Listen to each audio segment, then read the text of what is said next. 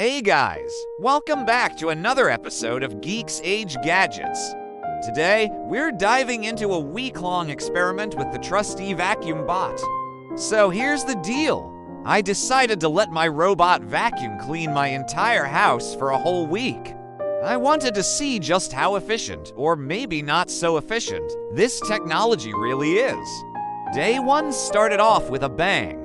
I simply pressed the start button and off my robot vacuum went, gliding effortlessly across my living room. It was like a little assistant doing all the hard work for me. By day 2, things started to get interesting. I noticed my robot had developed a mind of its own. It seemed to have a favorite pattern, obsessively cleaning certain areas while neglecting others.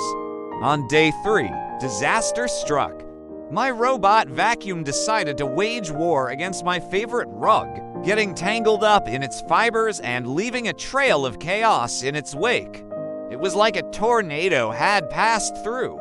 Despite the rug incident, my vacuum bot soldiered on. It tirelessly tackled every nook and cranny of my home, and I have to admit, I was starting to feel a little guilty for not lifting a finger.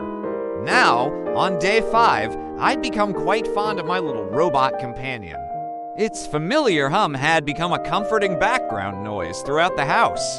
I couldn't help but wonder if I'd miss it when the experiment came to an end.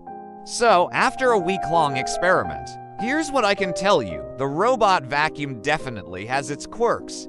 It may have a favorite spot or tangle with a rug, but overall, it did an impressive job keeping my house clean.